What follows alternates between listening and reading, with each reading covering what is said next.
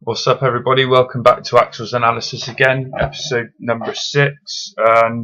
Reviewing this week's NXT, it was probably the best show they've had in a very, very long time. Good main event match, one absolutely hilarious, just perfect segment, and a couple of other little decent matches in there as well. Commentary team this week was Rich Brennan, Alex Riley, and Renee Young. I'm not going to go on my usual rant and rave about Renee Young because I'm bored of talking about it and I'm sure everybody's bored of hearing about it. Alex Riley didn't really impress me this week too much, and I'm generally quite impressed with him. He's a very good worker on the commentary.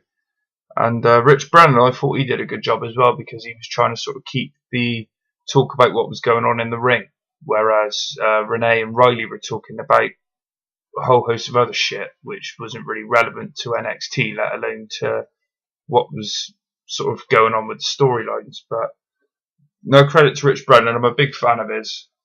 He's sort of done maybe half a dozen episodes of NXT, but he's a product of the Booker T promotion that he runs down in Houston, Texas, and I think he's done really well since he's been working on NXT. So just open that sooner or later, if or when Tom Phillips moves up to the main roster, maybe to cover like SmackDowns or something like that, which I keep saying when. It's more of a hopeful when than a I know when.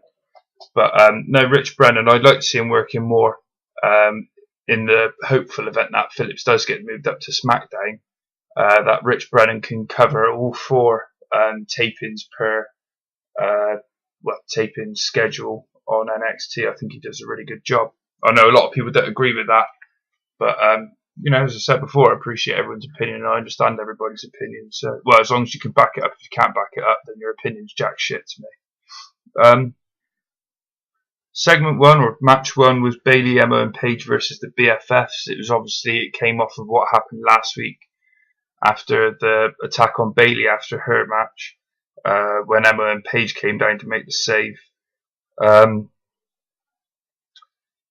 The match sort of concentrated a lot on how Charlotte and Summer Rae were trying to one up one another, which they were even doing it in the entrance. Like one of them was trying to walk in front of the other, then the other one was sort of moving forward, then the other one was moving forward. But throughout the match, they were trying to one up one another, and they didn't really get along as such, which is understandable, obviously, because Charlotte's had all this success while Summer's been away. And Summer's obviously had a lot of success on the main roster. And then on the flip side of that as well, Charlotte's Ric Flair's daughter. So character-wise, she feels that she's deserving of a lot more than what she does sort of get from NXT. The match ended when Bayley and Charlotte were the legal girls in the ring. And Charlotte had basically had enough of Summer's shit. She kicked her to the outside. She just basically fell out like a sack of shit. Bayley rolled up Charlotte for the win, and then there was more like with Charlotte sort of saying, "Why didn't you come and help me?" to Summer. It's like, well, you just kicked her out the ring, so how can she help you if she's on the fucking floor? Bit stupid, but hey ho. But it's looking more likely now that we'd have a Charlotte versus Summer Rae feud rather than a Charlotte versus Sasha Banks, which I was actually hoping for a Charlotte versus Sasha Banks feud because Sasha's worked her ass off. I understand like Summer is a brilliant worker, don't get me wrong, but obviously she's been away, she's been out of the spotlight for a while with the BFFs, whereas Sasha's, I think she's worked well. She's a very good wrestler. I think she's deserving of a bit more of a bigger spot than what she looks like she's going to be given. The only thing that I can think is that maybe she'll be like a guest referee for the match or something like that, which wouldn't be a bad move really. It's sort of the group stays together yet. Sasha's got to choose where her allegiance is going to lie. Maybe that's where they'll go with it. But we'll see. Charlotte versus Summer should be a really good feud if and when it does happen. So no, I'm looking forward to it. The next part of the show was there's a new NXT superstar called Mr. NXT. and he's shown signing a contract with JBL. It said earlier in the week, so obviously it's like a pre-tape segment, so to speak. And Mr. NXT says believes he'll make a big impression on the show, which that's going to give it away for you straight away that Mr. NXT is obviously Bo Dallas, but we'll get to that a bit later on. Next part of the show, the next match was Sylvester LeFort versus Colin Cassady. Obviously, Sylvester had Marcus Louis in his corner. But before the match started, CJ Parker came out. He's in the crowd with his signs about recycling and saving the earth, and I really like what they're doing with CJ Parker. As I've said before, I'm not a fan of his work as a wrestler. I think he's got the shittest finisher of all time, aside from Kali's fucking karate chop that he does to people's heads. You know, I think it's called the third eye, and all he does is he basically slaps his opponent in the face or in the forehead.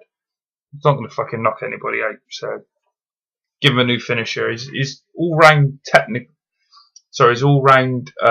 basic in-ring skills are decent, but he's got a shit finisher that's not going to get him over, so he needs a new finishing move, really, to help get him over. But his character's going really well at the moment. I'm really impressed with it. I like it, and everybody hates it, which is the good thing about it. So he's a heel. He's supposed to get heat. He gets heat. He's obviously doing a good job. Colin Cassady. I mentioned a few weeks ago that Colin Cassady was announced when he was coming down to the ring as Big Cass, and that was by Eden Rhodes. On this week's show, he was announced as Colin Cassady, so really Eden needs to make a fucking mind up what she's going to call him. You know, is he Big Cass? Is he Colin Cassady? You know, I'd much rather he was called Colin Cassady, because that is his name. If they want to give it the nickname, you know, the way they used to do it, like with Rowdy Roddy Piper, for example, say introducing Rowdy Roddy Piper. Why not say introducing Big Cass Colin Cassady? Make your mind up, love, basically. I like Eden as an announcer, don't get me wrong. I mean, I've seen her when she was working for the company previously. I went to a show in Cardiff and she did a really good job. She kind of fucked something up during the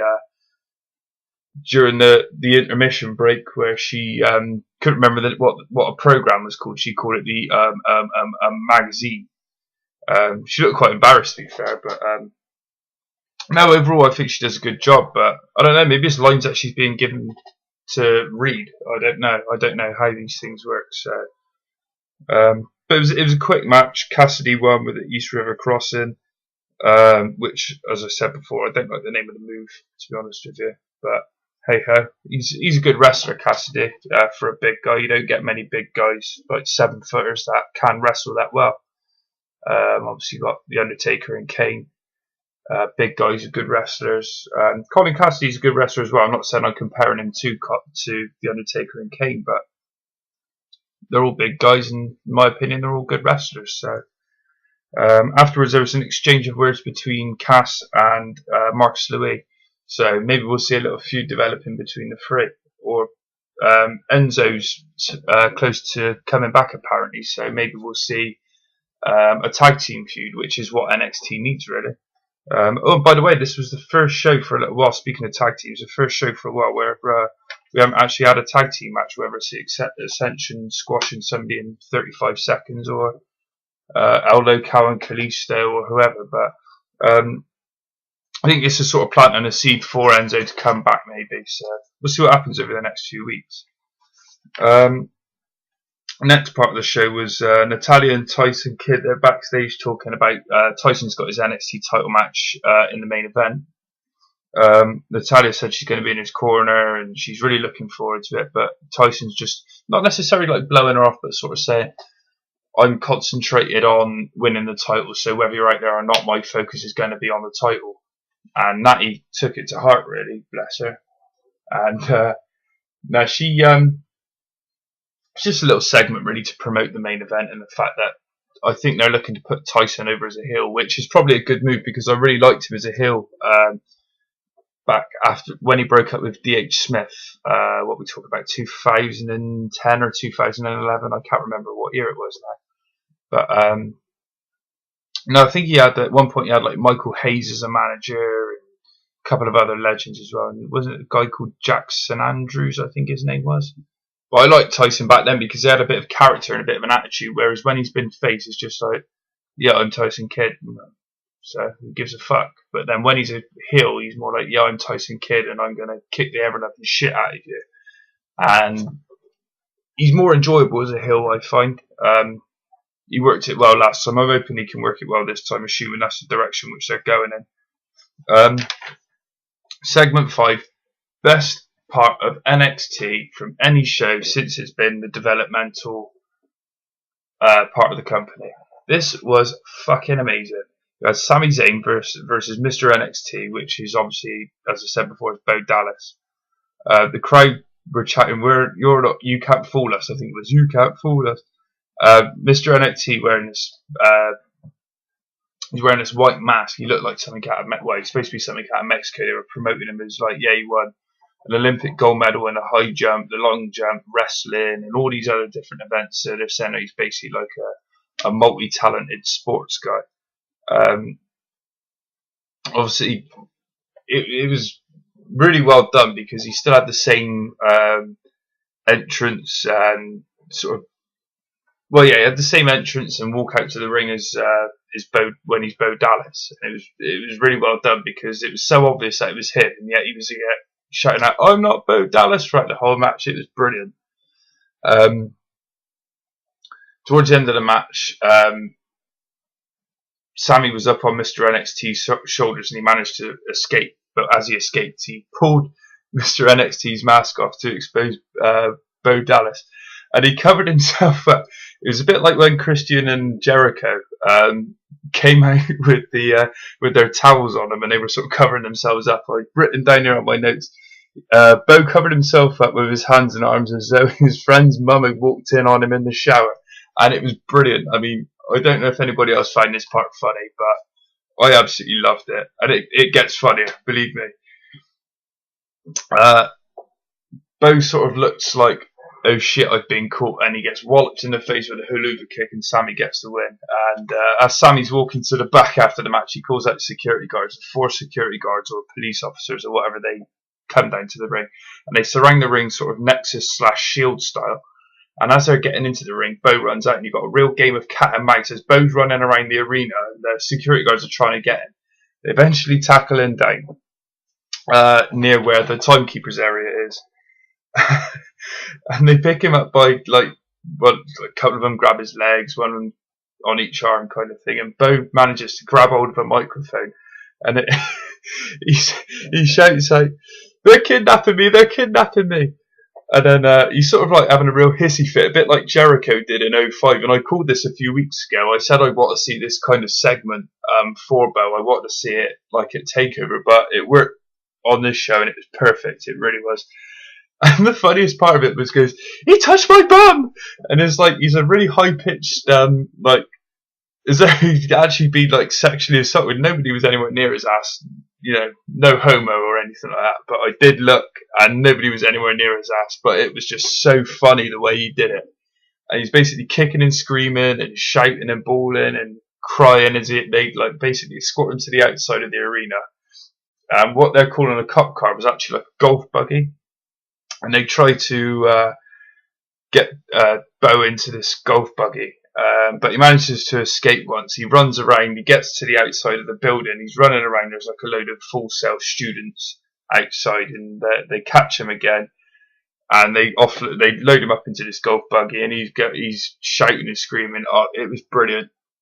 How this guy can't get over on the main roster, I'll never know. For me, this is the best segment NXT has ever had. Period. Full stop. If you've not watched it, you need to watch it. If it's up on YouTube, Daily Motion, I think it's on WWE.com, so you'll find it there. Just honestly, just go and watch it. It is hilarious. I was chatting to a couple of people, Michael Cook and Steve Dawson, about it on Twitter earlier on, and we were all just in fits of laughter. It's the best segment NXT has ever put through. And it's just the whole, you touched my bum. That just sold it for me, because bum is predominantly a British word, and to hear an American come out of it, I was laughing the whole way through. I was in tears of laughter. So big congratulations to Bo Dallas. That was amazing.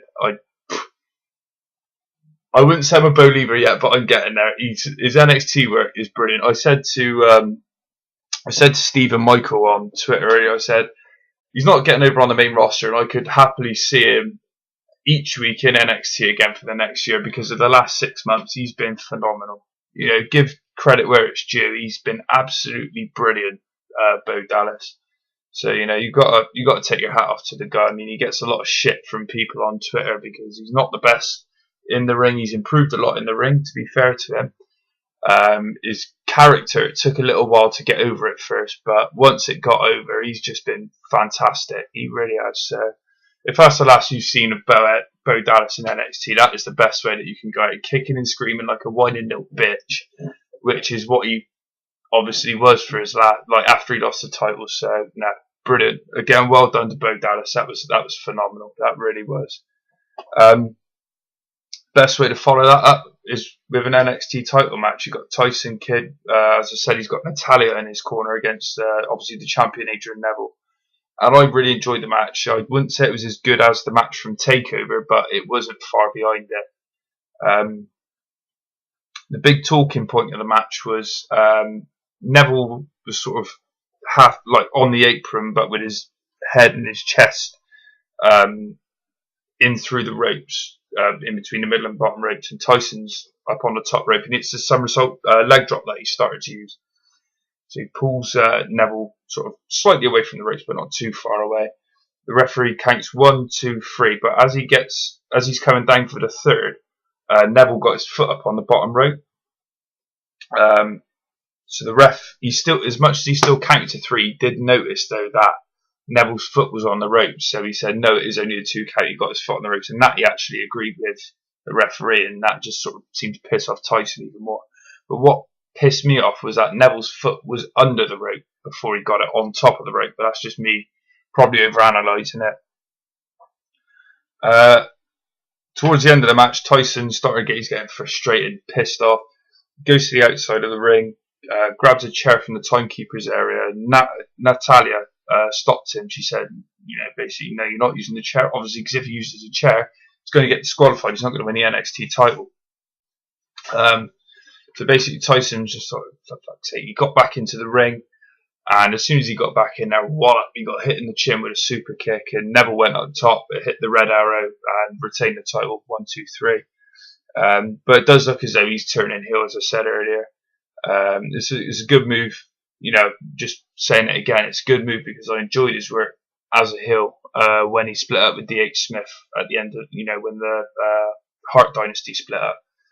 And I'm not sure what's planned, but Neville fought Justin Gabriel last week. Justin Gabriel being the former tag team partner of Tyson Kidd. I'm just going to put 2 and 2 together now. Maybe they could have them as a tag team, you know, sort of get them going for about 3 or 4 months in NXT as a heel tag team, and then perhaps bring them up to the main roster, promote them as a big team on the main roster, because I think they could be a big threat. They were a good, well-oiled machine when they worked together before. As I said, I went to see a show in Cardiff a couple of years back, and they were on the card as a team then. They fought against Johnny Curtis, who I was giving shit to all night, which I actually feel quite bad about now. And his partner was Jinder Mahal. And I was just really impressed by how well they gelled together as a team. I don't think they'd been working together on TV at that time, but they just worked really well. I think actually as well, they worked as a face team at the house show that I was at, but on TV, Tyson was still heel. I mean, obviously, I know they do that from time to time. I've seen it with Curtis Axel when he was known as Michael McGillicuddy. He beat Tensai. It was the following year in Cardiff. But when he was used on TV, obviously it wasn't that much. He was used as a heel. So no, so that's what I'd like to see him do with Tyson Kidd, getting back in a tag team, but have him promoted heavily in this tag team. I'm hoping that Neville's next challenge is going to be Tyler Breeze, because Tyler's been working brilliantly recently. He's got this new sort of, he's moved his persona on like to even more of an egomaniac, which is good. Not like in the Bo Dallas kind of egomaniac where he's more of a he's just furthered his current character, which is working really well for him, in my opinion. My overall rating of the show, I don't like going too high. I initially went with an 8.5, but I put it down to an 8, simply because it was a very good show. I gave Takeover an 8.5, but it wasn't as good as Takeover. As much as the Bo Dallas segment was just fantastic, the matches weren't as good as we saw at Takeover, so I couldn't give it that same rating. So I've gone with an 8 instead of an 8.5. But it's by far one of the best shows that NXT's had outside of the 2 live specials that they've done. As I mentioned, I'm hoping, like with the Charlotte and Summer feud, that's looking like it's going to happen. I just hope Sasha doesn't get lost in the shuffle. If she's maybe used as a referee, or she's got to decide her allegiance to one of the 2. No, I'm just hoping she don't get lost, because she's a really good worker. She's worked her ass off for the last couple of years now, and she's constantly impressing me. I say it on Twitter every time I see Sasha in the ring. She works really well, and I'd love to see her up on the main roster. Obviously not right now, because we just had a big influx of NXT guys up there, but maybe sometime over the next sort of 12 to 18 months, get her up there, see what she can do. And, if it's not working after the first 12 months, first 3 months or so, just put her back down, get her to work on the things that she needs to work on, and then put her up again when she's ready to go back up. One part I didn't mention, actually, there was a little backstage segment with Aiden English. He's there singing away to himself as he does, and this guy comes up to him. He's got like a moustache. He goes to shake Aiden's hand, and Aiden's like, "Well, who are you?" And this guy just doesn't say a word at all. But he goes off and he comes back with the like part of the structure of the NXT thing, the thing that holds up the signs and everything.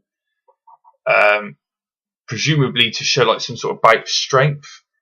But Aiden actually looked quite impressed, and I have read rumours online that Aiden's going to be put into a tag team, so I'm guessing this guy, I don't know who he is, I'm guessing this guy's going to be his tag team partner. So that's something to look forward to, because Aiden's a good worker. He just needs something to get him going, because he's always been over, apart from maybe the last sort of 1 or 2 tapings.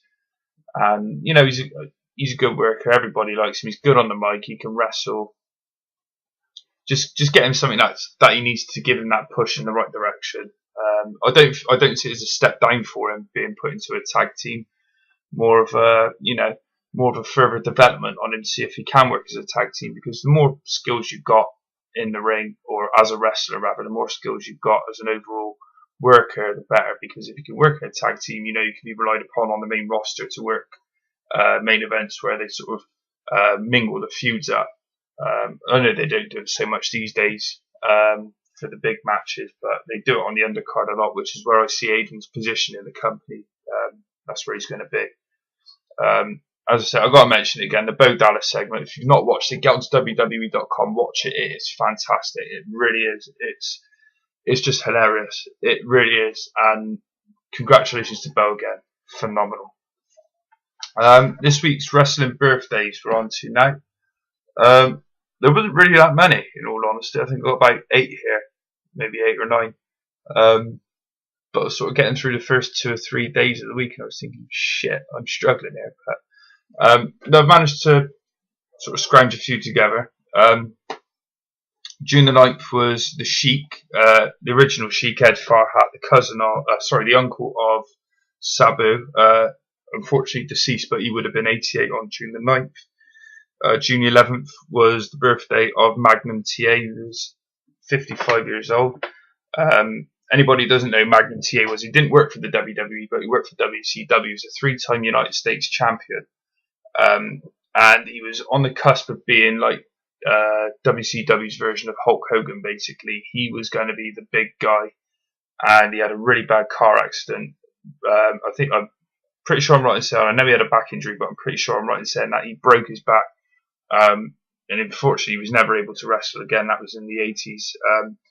But he's just one of those guys, Terry Allen, you just think, shit, I wonder what he could have been, because there was a lot of people that I've seen a lot of Magnum TA matches. I've got like all these different WCW DVDs that WWE have put out in recent years, and you just think the guy had the charisma, he had the good looks, he could wrestle, he could talk, he could do it all. This guy was the man. He was going to be the man, and it was very sad to know that he had it all taken away from him.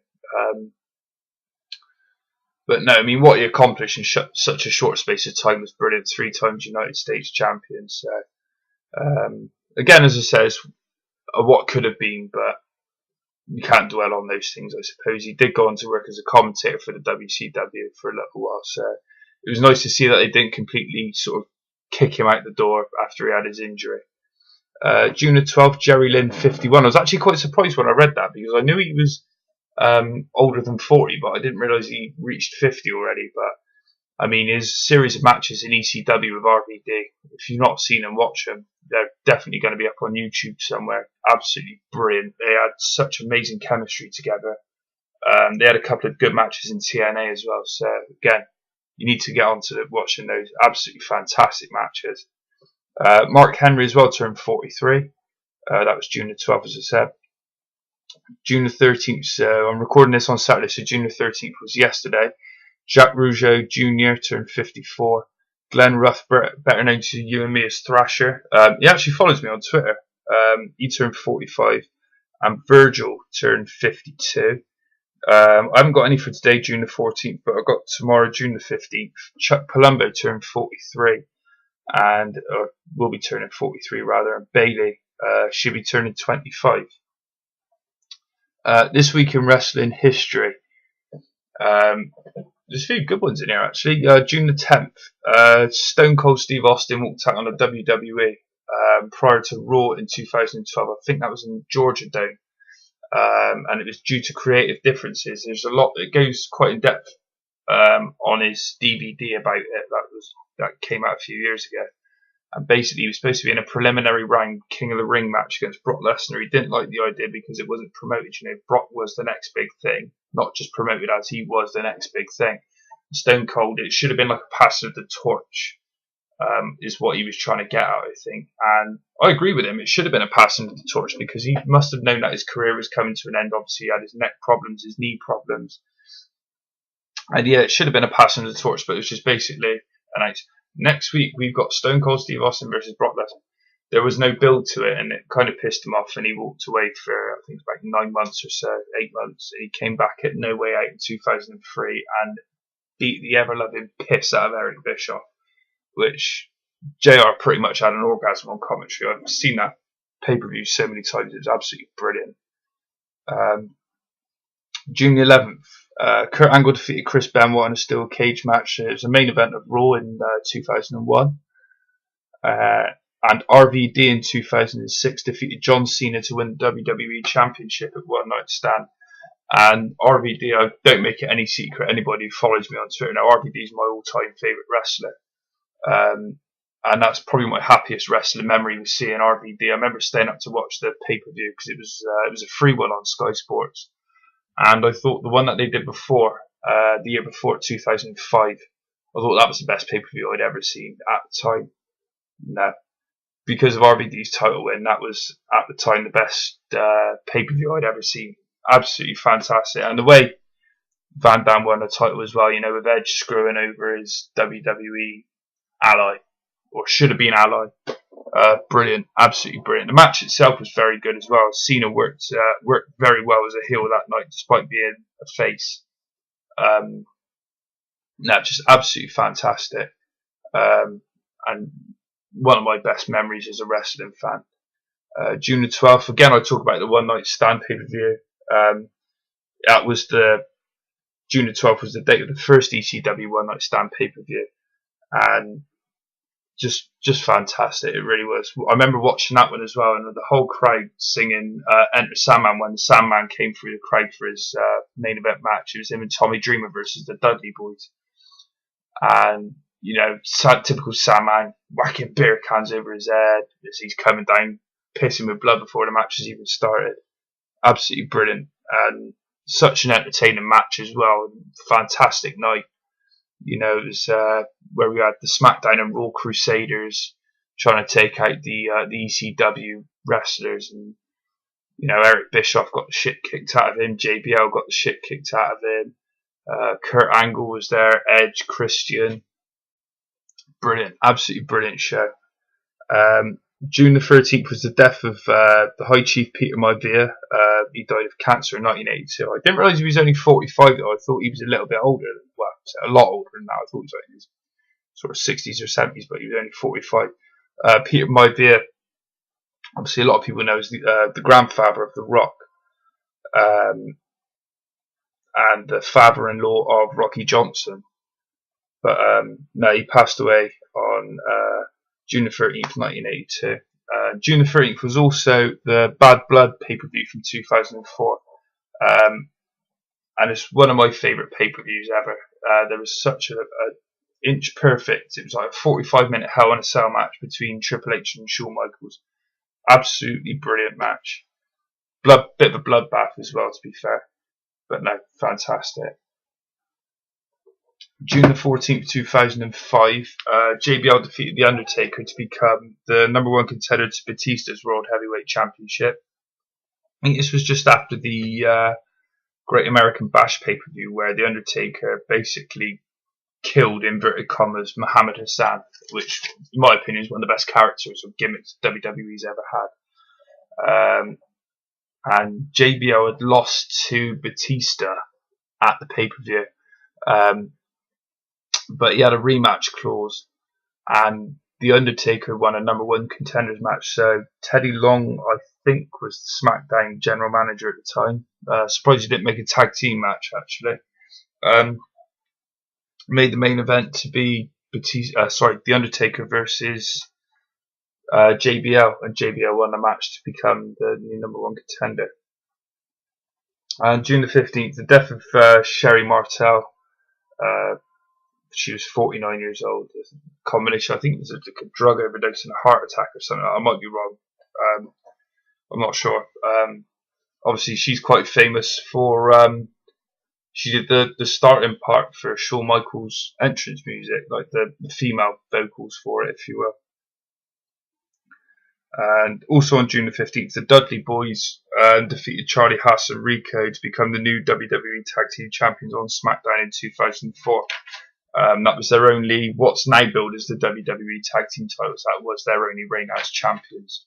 But they've won 150 million World Tag Team Championships all over the world. So, one thing I want to talk about is the WWE releases, what we had this week. I'll run through the list and then I'll talk about them afterwards. We've got Drew McIntyre, Xana, Teddy Long, Kurt Hawkins, Yoshitatsu, Jinder Mahal, JTG, Camacho, Evan Bourne, Brodus Clay, and Mark Harris, referee Mark Harris.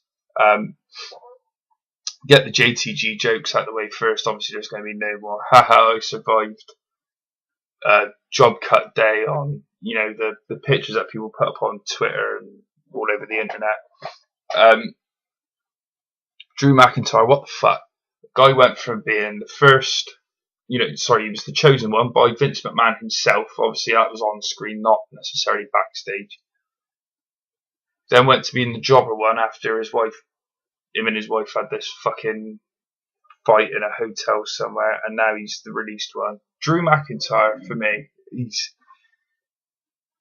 you don't get many British wrestlers that get given the chance in the WWE, and here in Drew McIntyre you have one of the best British wrestlers in the world, and you've just fucked him up and let him go. He had a really good run as Intercontinental Champion, brief run as a Tag Team Champion as well with Cody Rhodes, but that was sort of during my not watching WWE so much days, so I don't really know a lot about it. But how they've buried Drew over the last few years, I just don't understand it, to be honest. He's a fantastic worker, phenomenal worker. I think all he needed was a bit of guidance with a manager, maybe something like a Roddy Piper, William Regal, maybe just somebody who can talk on the mic to get him over and make sure that he's getting the heat that he needed as a heel, or if they wanted to turn him face, getting the pops that he needed as a face. I just don't understand why they did to him what they did, the whole 3MB. I'm a big fan of 3MB, don't get me wrong, but now we're down to 1MB. So it was a big shame, Drew getting released. Teddy Long's contract expired.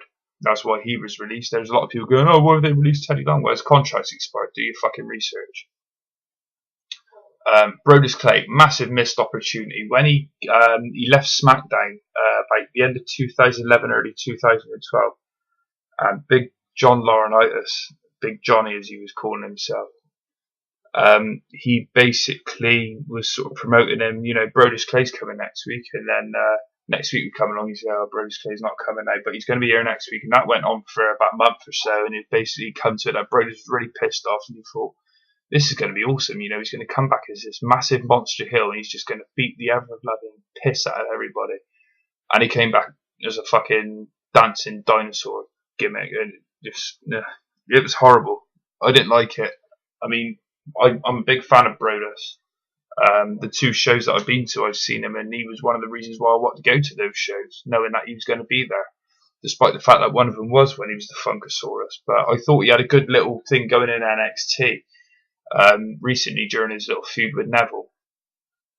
I think he could have transitioned that well onto the main roster, but I mean, there might be something sort of backstage with that why he's left. You know, maybe it was like a mutual agreement, or you know, if it was they've let him go because he's not progressed or whatever, then you've only got yourselves to blame, WWE, because he was a hell of a worker and you've just fucking shot yourselves in the foot. That's money gone for me. He was a hell of a worker, Brodus Clay.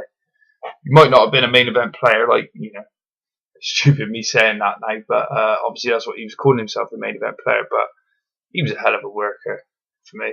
Fantastic. For a guy of his size, to move around the ring the way he does, just, no, he's like a modern day Bam Bam Bigelow. And there's a lot of people now giving me shit for saying that, but Bam Bam was a big guy, he moved around the ring well. Brodus is a big guy who moves around the ring well, and he can wrestle, he can suplex. I just lost all fucking hope now. Hawkins, Yoshitatsu, Camacho, and Jinder Mahal. Bit of a shame about those guys, really, because I'm a big fan of Hawkins. He's a really good worker, but he's fallen back on his feet. You know, he's doing some indie work, and he's got his school that he runs as well. Yoshitatsu, he was sort of saying a lot of the time on Twitter that Dusty Rhodes was saying that he was the best guy in practice that day and the other day and last week or whatever, but apparently that the thing with Yoshi was that they felt as though he'd gone backwards and he wasn't going forwards at all. That's with his in-ring work, and I've always thought Yoshi was a good worker in the ring. You know, if he was back there in sort of 2004, he would have made an awesome cruiserweight champion for me. Maybe put him in a tag team with Funaki or something like that. Whatever, but that's sort of 10 years ago now. But not really a missed opportunity, but there wasn't much they would have done with him anyway. So it's probably best for him that he goes, he's gone, maybe go to like work in All Japan or New Japan or something like that. Camacho, I said Camacho, you know, I'm a big fan of Camacho. And it's a shame that he's gone, really, because I liked him in his tag team with Hunico. 2 really good workers for me. Camacho's just, he's got that big guy build, he's rough and rugged in the ring, and that's the kind of wrestlers that I like to watch from time to time, when they can move around and they are sort of just beating the crap out of everybody. Yeah, it's a shame with Camacho, really. As I said a couple of weeks ago, when I did the takeover review, you know, there was you know, obviously Adam Rose has gone up to the main roster, so where did that leave Camacho? Well, obviously that's left Camacho without a job now, so I expect him to go to TNA, actually. I expect him and Brodus Clay to go to TNA eventually. I think they could sort of flourish there, and they'll probably work for peanuts as well, to be honest with you. So TNA, well, they just like to fucking hire anybody who's ever worked in the WWE. Enough said about TNA. Jinder Mahal as well, I expect he'll end up there. I've never really been a big fan of Jinder, but the thing that I've always liked about him is the fact that, or not necessarily like, but the fact that he's a much better wrestler than the Great Khali. Jinder Mahal, he's not an Indian as such. He's got Indian descent, but he's born in Canada. Whereas the Great Khali is born in India. You know, he's a full-blooded Indian, so to speak. You got Kali, who just, I've never seen him run. His knees are shit. He can't wrestle. He's fucking awful. And you got Jinder Mahal, who's actually got a little bit of talent. Why not get rid of Kali, who's probably on a lot more money than what Jinder's on? Get rid of Kali, get him the fuck off, and put Jinder in that position where he's heavily promoted in India, like Kali is. You know, Kali's treated like a rock star. I think second to Sachin Tendulkar, he's the biggest sports star in India. Jinder Mahal, you know, fantastic. In comparison to Kali, rather, he's a fantastic worker. You know, he's always been able to get himself over, whether as a heel or as a face. I mean, I remember when he came onto the main roster and he was basically bullying Kali by saying that he was his brother-in-law and he was going to divorce his wife if he didn't do as he told him. And after that with Jinder, it just went. It was like a Roadrunner and Coyote cartoon where they basically fucked up something that could have been really good.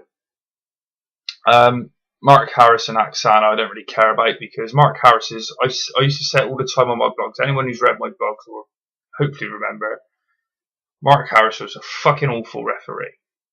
Does anybody remember, I can't remember what pay-per-view it was at, but Natalya put sharpshooter on two people, and whoever was on the bottom of that pile, their shoulders were down on the mat for about 15 seconds. Mark Harris was the referee in that match. Why you didn't start fucking counting, I'll never know. That's just enough to tell you that Mark Harris is a fucking awful referee. Axana can't wrestle worth a shit either, so I don't care about Axana getting released, in all honesty. I think she'll end up in TNA, to be honest with you. I mentioned in the week on Twitter, I don't know if anybody's seen it or not, I'm going to put a little news section on it. It's called The Fault for the Week. And as much as that's only talking about a singular fault, this week I've got two.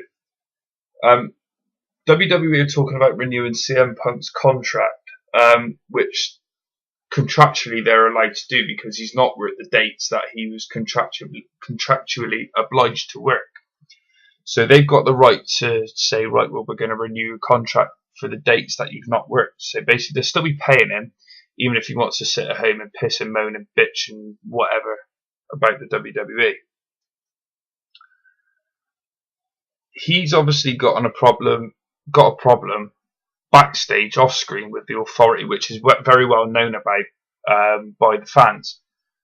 Batista has had a problem on screen with the Authority. Well, here's a thought. Let me know what you think. Put a comment below or send me a tweet at Axel Mulligan. What if Batista and CM Punk came back together as a face team to take down the Authority?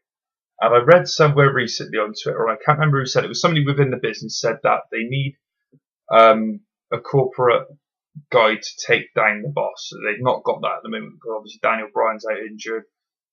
John Cena's not going to be the one, I don't think. Why not have Punk, who's, The Rock said it himself a couple of years ago, CM Punk's got one of the best minds in the business.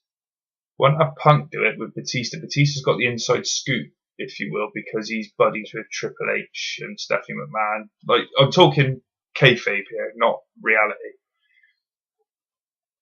If they came back together as a team to take down the Authority and eventually took them down, you know, just let me know your thoughts on like what I'm sort of putting out there, really.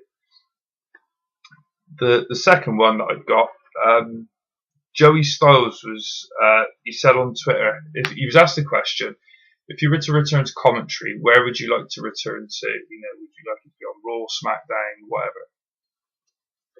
He said he'd like to do NXT, because it reminds him of ECW tapings.